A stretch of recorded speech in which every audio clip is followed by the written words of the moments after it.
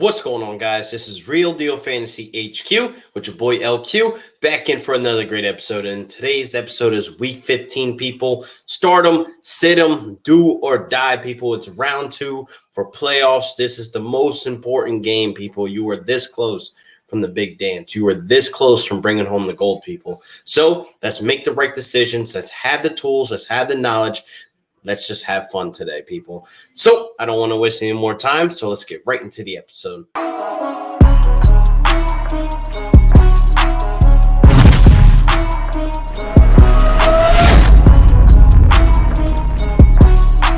Start them, sit them. Week 15, people, and cannot believe that we flew by this season. To be honest, this season went by pretty fast for me.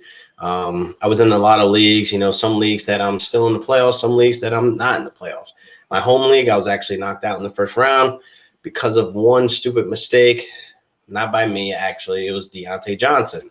He's actually on this list, so I'm going to jump right into him to start him, people. Do not give up hope on Diontae Johnson versus Cincinnati. This is a division game. This is a game where we see Diontae go off before, and I'm not too worried about the drops. I think he's going to get him in check. He had 3 drops last week. He was benched in the first half, and it kind of took me out of the race to actually win that matchup, not to be a first-round knockout.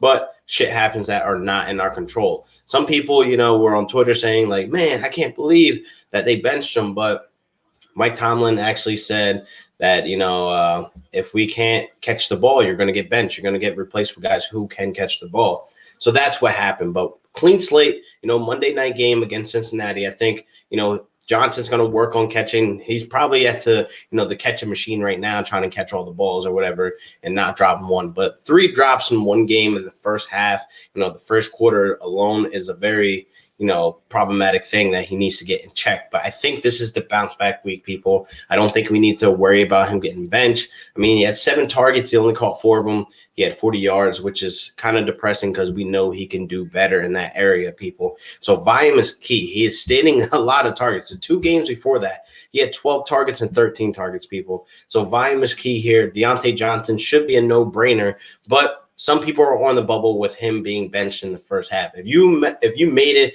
past the first round and he wasn't really that factor of you losing the game like how I was, then, I would put your trust back into him. I wouldn't bench him just because of what we saw, last week. I think this is a great matchup for him to prove himself, moving forward, and hopefully bring in big points this week. So next up for the stardom, I got Damien Harris against Miami, people. Now you're probably wondering, it's a division game and Miami's on a hot streak. The defense is a little scary. They're number 2 in fantasy right now. But hear me out. Last time that they met, Cam Newton went crazy on him for 2 rushing touchdowns, and he had 75 rushing yards on 18 attempts, people. So let's be honest, that was week 1. So you're probably thinking like, hey, new defensive scheme, and it's week 1. It's still basically a preseason game because there was no OTAs really, there was no practices, there was no preseason. So I'll chalk it up to that, but they gave up 457 total yards, people. So I definitely think this is something they're going to focus on to stop Cam Newton running the ball. So who does that leave? Damien Harris. That leaves that backfield to be running all over Miami. Now, Miami this season, they've given up a lot of other yards to other teams. Let's talk about the Broncos when they faced them. Melvin Gordon ended up with 85 yards and 2 touchdowns, people. That is something very impressive for Melvin Gordon, for who's been very wishy-washy this entire season. Another example, we had Kalen Ballage come in right off of waivers, with 85 yards and on 18 carries with 1 touchdown. That's definitely something that's an eye-opener that you can run the ball on Miami. And I think this is where Damien Harris is a nice little plug-and-play in that area there. I definitely think he'll come out on top. A lot of people are a little scared of that Miami defense, which is respectively, that's something I would be too, seeing that number 2 mark right against their defense. But don't be scared, people. The game plan is going to try to stop Cam Newton from running. Cam Newton running 18 times in a game is definitely, nerve-wracking. That's definitely a game changer. That's definitely something that they're going to try to focus in on to stop Cam Newton, not stop the run. They're going to try to stop Cam Newton if it's passing or if it's him running. So I definitely think, the backfield, the running backs, Damien Harris is definitely going to benefit more from the defense trying to scheme around Cam Newton. It could be dump off passes. It could just be Damien Harris catching the head and then running and taking it to the house. These are all possibilities. So let's not act like we cannot run the ball in Miami, because you can. It's been done. It's been proven. I took week 1, I took, week 5, week 11, etc. I took different examples and put total yards they've given up on the ground. And then obviously, it's the playoffs. You don't want to go rolling the dice. But I think Damien Harris this week, it's a nice little plug and play for guys who are still dealing with injury. Antonio Gibson, who's been very questionable. Guys who are dealing with injury, that still have Joe Mixon and actually made it to the playoffs. Or you're unsure about one of your studs, Zeke. You know what I mean? Now, you could flex Damien Harris. He could be a nice little flex play this week. I do like the matchup again. I definitely have my faith in, my opinion, and I definitely think Damien Harris can come out and have himself a day. Not like, RB1 numbers or anything like that, but RB2, low RB2 numbers, and he could definitely put up between about 10 to 15 points. Anything above that, that is just great. You know what I mean? So good luck. Start him. Next up, I got T.Y. Hilton, man. He's been hot these last 2 weeks, and can he keep it going?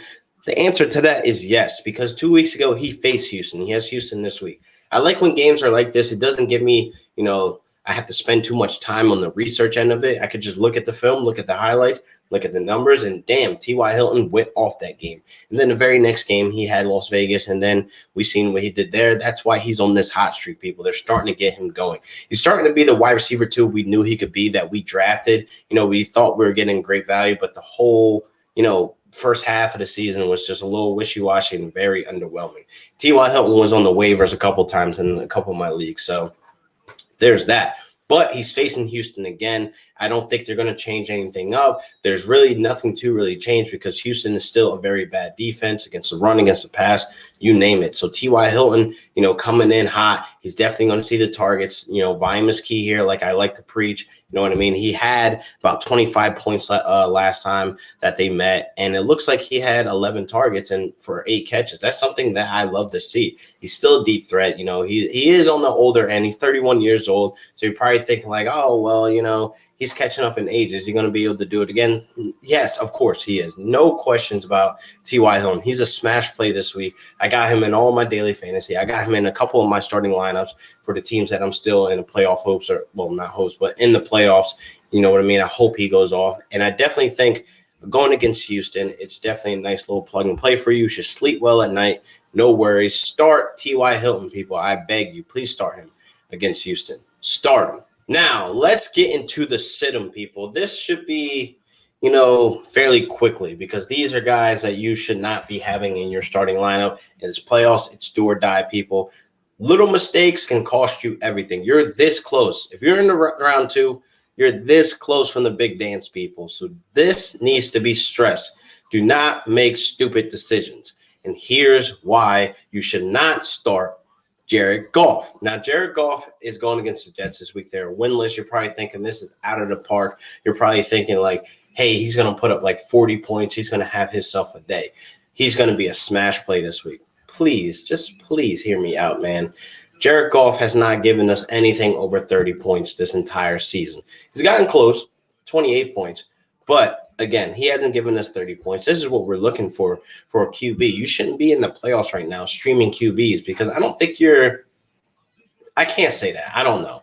But I don't think you're in the playoffs in the second round and you're still streaming QBs. You should have your set QB now. You should have, an idea of, like, who you're going to stick with. But Jared Goff is still being rostered. He's 74% rostered, but he's only 33% started. So a lot of people have him on the bench where he belongs, people. This is a trap. This is like basically an attractive play, a defense that just fired their defensive coordinator, and they're winless. So this looks like a smash play for Jared Goff, but it's not. I think they're more so going to run the ball. This is a Cam Akers game. This may be a Tyler Higbee game. He gets very involved as well, just to throw him out there, or it could be Gerald Everett, one of the two, tight ends. But I don't think Jared Goff's going to give you that smash play. You're probably looking between 20 to maybe 24 points, which is very mid-tier if you want to win this playoff game. I don't think that's going to help you. You're probably facing a Mahomes this week, or you're probably facing a Josh Allen this week, or even a Tom Brady against Atlanta this week. You're facing guys who are going to give you 30 points. So you banking on Jared Goff, of course the Rams are going to win. Hopefully they win, but these are things that Jared Goff, where there's smash plays where he should be able to pick them apart, and then he shows up with 11 points. Like, we remember that Seahawks game, man. I know it's a division game, but god damn, 11 points, bro, when they're probably the worst passing defense in the league. They're one of them. So it's like, this is obvious smash plays by the stats, by the looks of it, by the record, etc. I do not trust Jared Goff. I'm not rolling the dice on Jared Goff. I'm obviously a Rams fan, so I hate talking bad about my guys, but I'm just keeping it real with you. I'm giving you the real deal. You like how I did that, right? But anyway, Jared Goff, man, you got to get the bench. Get suggest this week. If you go off, you go off. Great. Go Rams. Hopefully we win. Hopefully it's not a game where we have to struggle to win, where it's like, come on, bro, why are you playing like this? But again, for fantasy owners that are in the playoffs right now, sit Jared Goff. Next up, I got Melvin Gordon going against Buffalo this week, people. Man, it's very stressful to be a Melvin Gordon owner, especially in the playoffs. A lot of you guys probably got him in your flex position or RB2, but it's very stressful, man. I am sitting him against Buffalo. You're probably looking at it like, well, Buffalo's giving up a few yards, total yards. They've, been looking very wishy-washy, but I do not trust Melvin Gordon. I need more than 12 points. I need more than, 15 points. I need more than him getting 4 to 5 targets out of the backfield, than him getting involved. Now, we know Lindsey, he's, little wishy-washy as well of himself, and he's actually hurt right now. But Melvin Gordon's also hurt right now too. He's questionable for Saturday's game. But I do not think, Melvin Gordon's going to be, 100%. Of course not. Nobody's playing at 100% this late in the season, but still, I think he's a little too banged up to give us, his all, to give us, some touchdowns, to give us some looks out of the backfield. I definitely just don't trust him going against Buffalo this week. This is one of the matchups that I probably would want to stay away. This is also another setup matchup to me. Basically, we've seen Melvin Gordon give us, 2 touchdowns in one game, but how long ago was that, people? That was very long ago against the Dolphins, which I was just explaining, you know what I mean? So I definitely don't think this is a nice play this week. This is a scary play for me. I really wasn't going to put him on the sit him because I was on the fence of him, because I'm also an owner as well. But I'm not feeling the vibes this week with Melvin Gordon. So in my opinion, for your best interest is to sit Melvin Gordon this week against Buffalo. Next up, last but not least, man, CEH, Clyde Edwards-Helaire going against New Orleans. Now we saw, the Saints give up, big yards to Sanders, and we all know that was a huge surprise. That was, beautiful if you started Sanders. But if you sat Sanders, you're probably with the egg on your face. It probably kept you out of the playoffs, et cetera, et cetera. My bad, because I was one of those people telling you to sit Sanders as well. But it's the Saints defense, man. You cannot run the ball on them. So before that, they have not given up a 100-yard rusher before that game.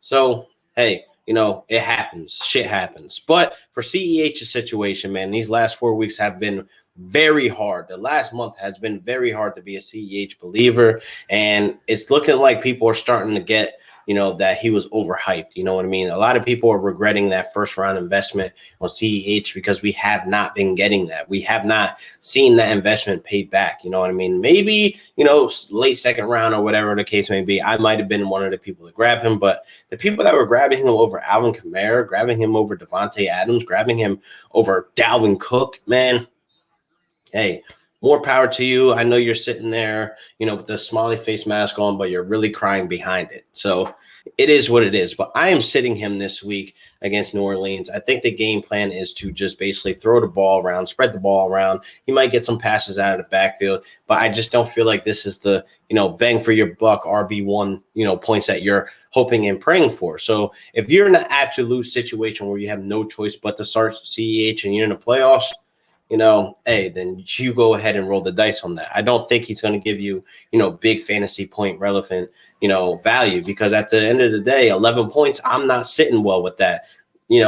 He 4 points, the week before that or the week before that, and then 8 points. I'm not sitting too happy with my first round investment giving me those mid-tier or low-tier points, man. And this week's matchup is a very tough matchup for him, and I don't think he benefits from this game plan going forward. So CEH, you got to get the bench, man. So this wraps up my stardom sit-em for week 15, people. Good luck in your playoff matchups. Hopefully you're able to bring home the gold, people, this year. So I'll see you guys next week for another great episode of Real Deal Fantasy HQ with your boy LQ. Peace.